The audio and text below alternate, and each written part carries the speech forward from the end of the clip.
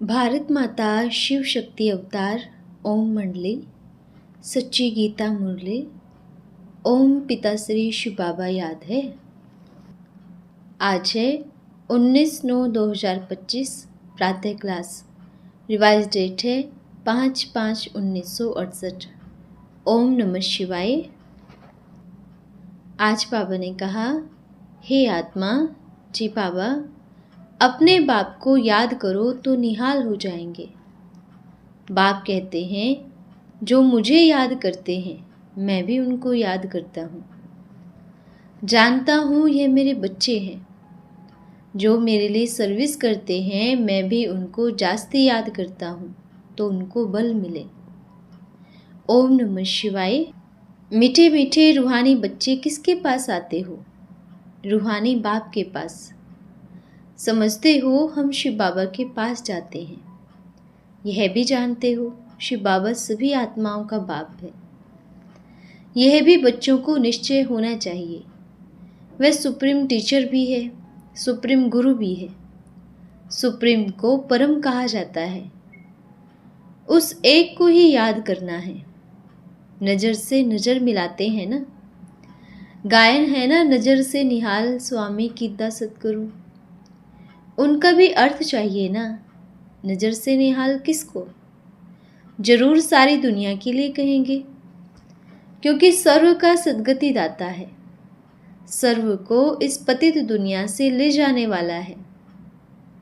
अभी नज़र किसकी? क्या ये आंखें? नहीं, तीसरी आंख मिलती है ज्ञान से, जिससे आत्मा जानती है यह हम सभी आत्माओं का बाप है। बाप आत्माओं को राय देते हैं, बच्चों मुझे याद करो, शरीर को नहीं। आत्माओं को समझाते हैं। आत्माएं ही पतित तमो प्रधान बनी हैं। बाप कहते हैं, अभी ये तुम्हारा 84वां जन्म पूरा होता है। वाह, यह नाटक पूरा होता है। पूरा होना भी चाहिए जरूर। हर कल्प पुरानी सो नई बनती है, नई सो पुरानी होती है। नाम भी अलग अलग है। नई दुनिया का नाम है सतयुग। बाप ने समझाया है, पहले तुम सतयुग में थे, फिर पुनर्जन्म लेते लेते 84 जन्म बिताए। अभी तुम्हारी आत्मा तमोप्रधान बन गई है।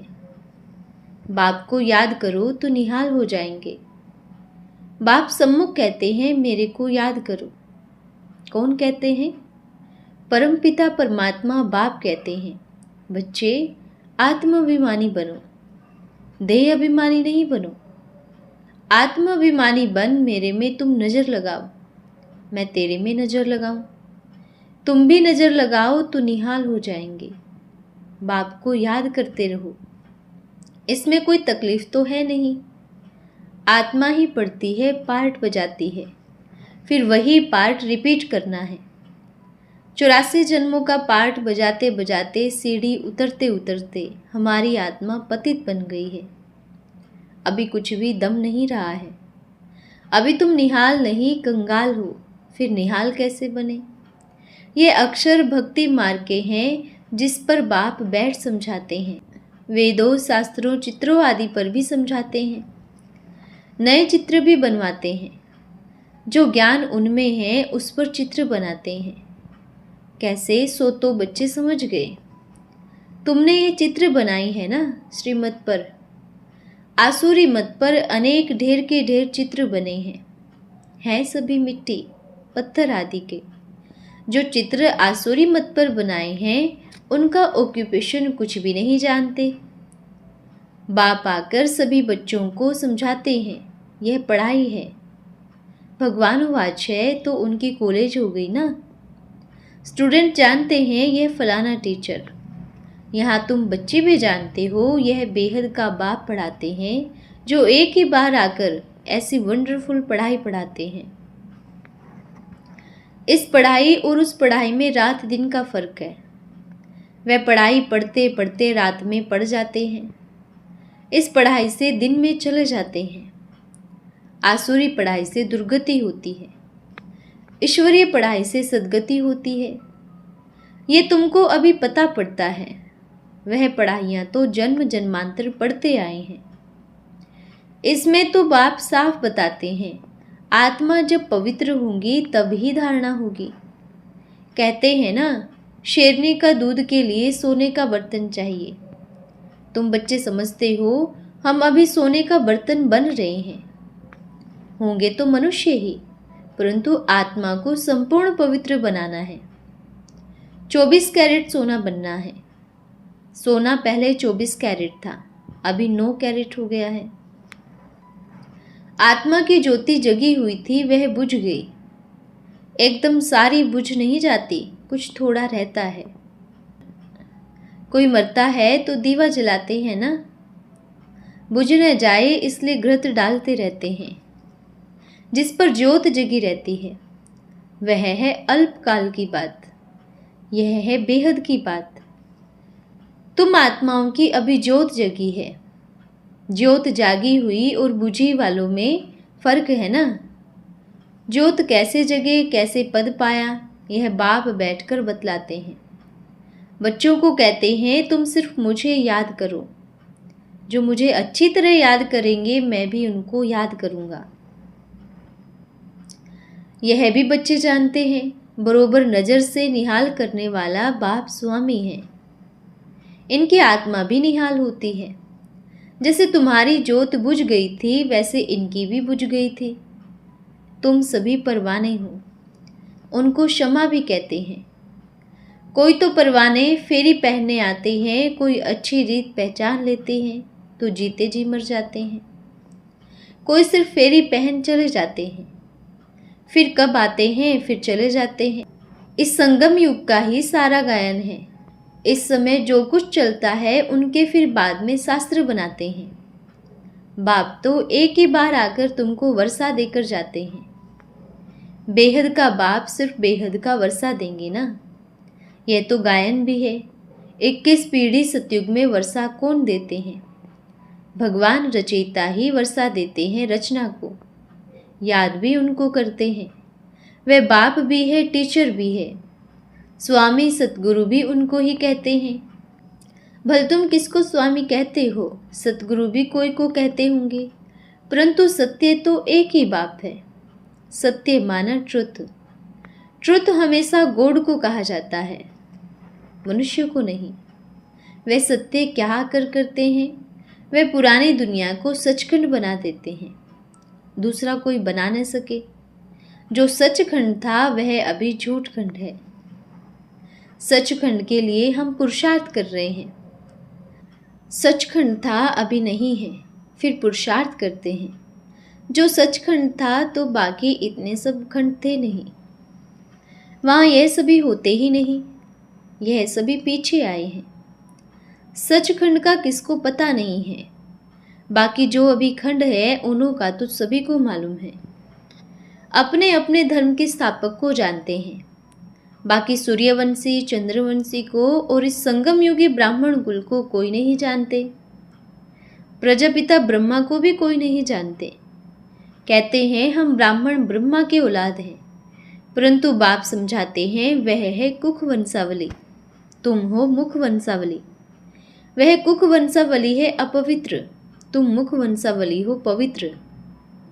तुम मुख वंशावली बन फिर तुम छीछी दुनिया रावण राज्य से चले जाते हो। वहां रावण राज्य होता ही नहीं। अभी तुम चलते हो नई दुनिया में। उनको कहते ही हैं वॉइसलेस वर्ल्ड। वर्ल्ड ही नई और पुरानी होती है। कैसे होती है यह भी तुम जान गए हो, दूसरा कोई की बुद्धि में नहीं। लाखों वर्ष की बात कोई की बुद्धि में याद भी न रहे, यह तो थोड़े ही समय की बात है। बाप बच्चों को समझाते हैं। वह भक्ति मार्ग के लंबे चौड़े झूठे गपोड़े हैं। बाप आकर कंप्लेन करते हैं, मैं आता ही तब हूँ जब खास भारत में ग्लानि होती है। दूसरे जगह तो किसको भी पता नहीं है निराकार बाप क्या चीज़ है। बड़ा बड़ा लिंग बनाकर रख दिया है। बच्चों को समझाया है आत्मा कब छोटी बड़ी नहीं होती। आत्मा तो अविनाशी है, साइज छोटा बड़ा होता नहीं। जैसे आत्मा अविनाशी है वैसे बाप भी अविनाशी है। वह है परम सुप्रीम आत्मा, सुप्रीम अर्थात जो सदैव पवित्र और निर्विकारी है। तुम आत्माएं भी निर्विकारी थे, निर्विकारी दुनिया थी। उनको कहा ही जाता है संपूर्ण निर्विकारी दुनिया। फिर जरूर पुरानी होती है, कला कम होती जाती है। 2 कला कम चंद्रवंशी राज्य था, फिर दुनिया पुरानी बनती जाती है। पीछे और खंड आते जाते हैं। उनको कहा जाता है बाय प्लॉट।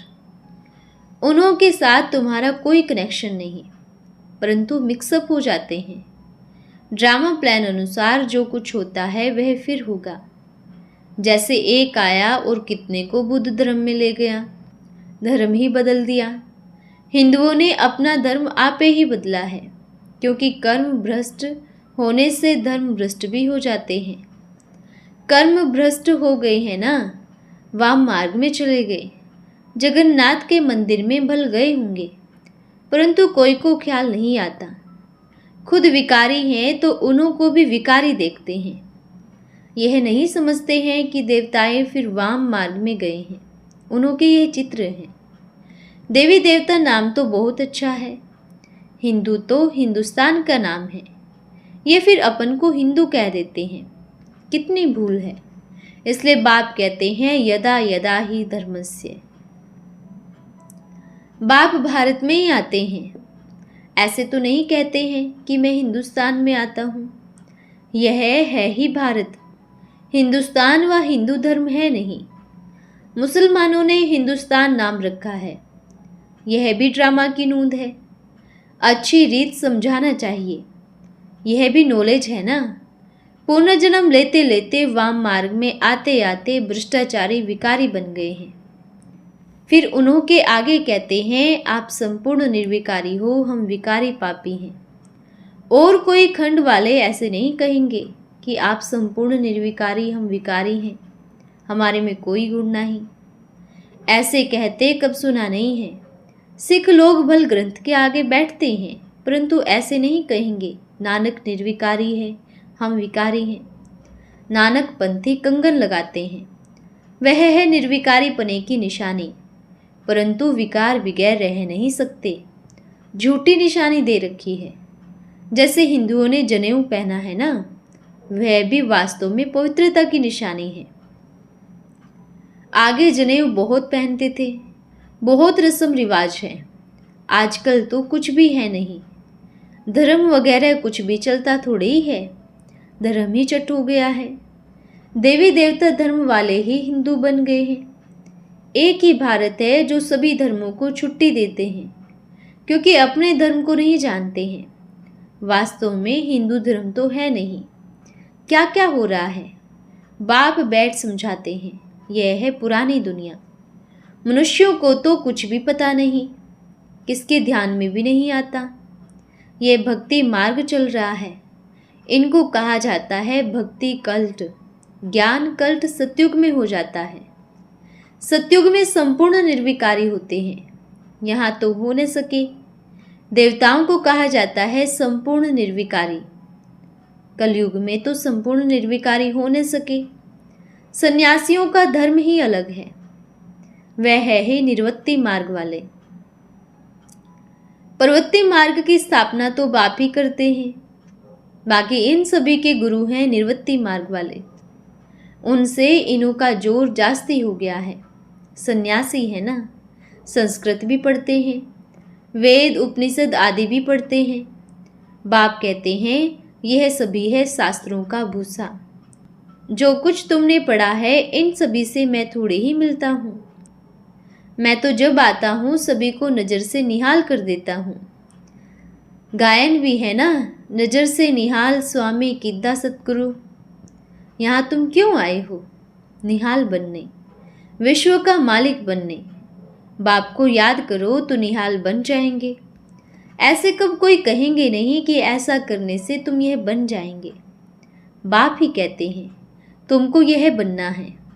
यह लक्ष्मी नारायण कैसे बने कोई को पता नहीं है। तुम बच्चों को तो सभी कुछ बतलाते हैं। यही 84 जन्म ले पतित बने हैं, फिर तुमको यह बनाने आया हूँ। बात तो बड़ी सीधी है। बाप अपना परिचय भी देते हैं। नज़र से निहाल ये किसके लिए कहेंगे, वह गुरु लोग तो ढेर हो गए हैं।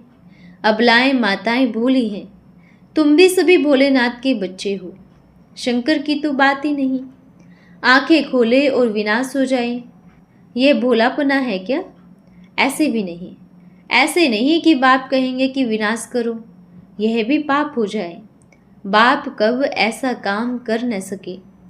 विनाश तो कोई चीज़ से होगा ना, बाप ऐसे डायरेक्शन नहीं देते। यह तो सभी साइंस निकालते रहते हैं। यह भी आसुरी विचार हैं उन्हों की। जानते हैं हम अपने कुल का आपे ही विनाश करते हैं। बंधे हुए हैं, छोड़ नहीं सकते। उन्हों की भी बड़ी आजीविका है।